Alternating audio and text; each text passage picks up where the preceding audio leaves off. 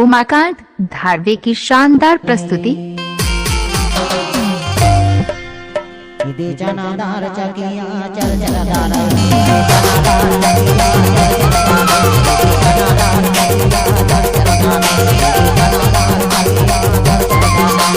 दुनिया माँ बाई मोर चर्चा हो गई, दुनिया माँ बाई मोर चर्चा हो गई।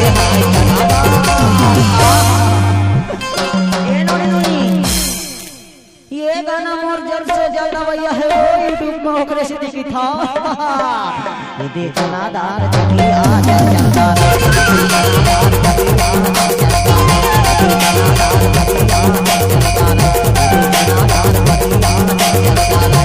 दुनिया पे घर में मोर चर्चा हो गई, दुनिया पे घर में मोर चर्चा हो गई।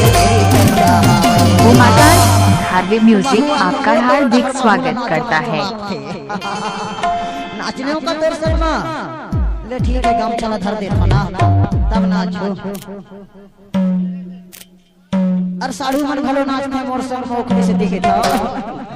ये दे जनादार चकिया चल जनादार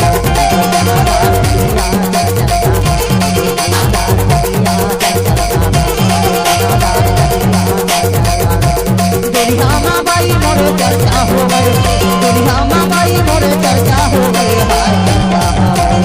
यूट्यूब चैनल धारवे म्यूजिक को सब्सक्राइब जरूर करें।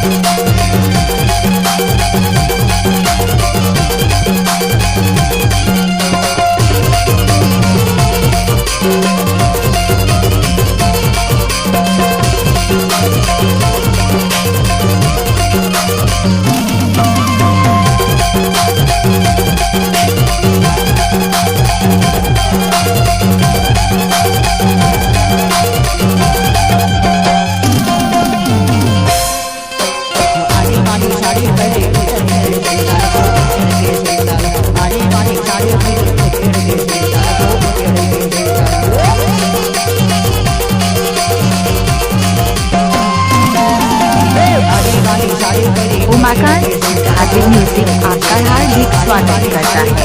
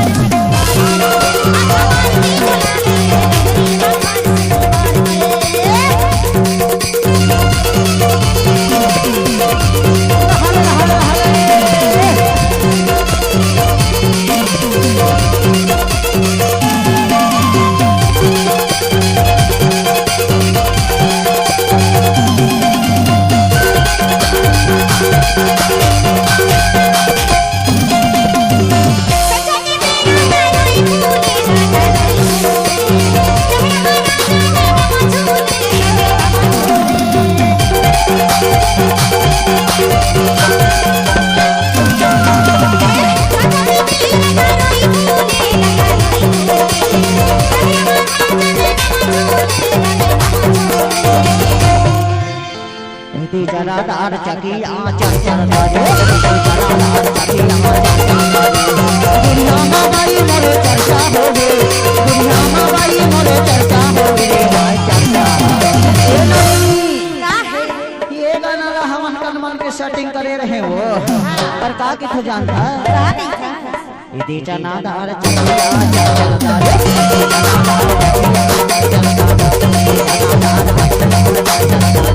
दुनिया माँ बाई मोर चर्चा हो गई, दुनिया माँ बाई मोर चर्चा हो गई। तहाँ गाय की वे बतावा बने मजा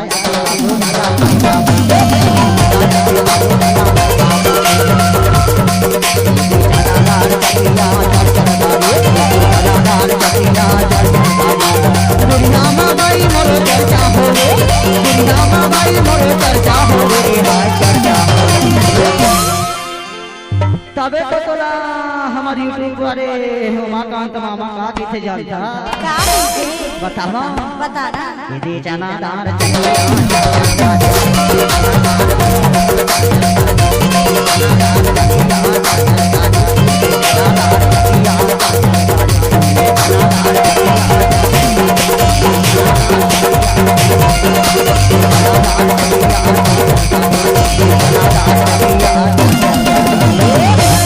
यूट्यूब चैनल धारवे म्यूजिक को सब्सक्राइब जरूर करें।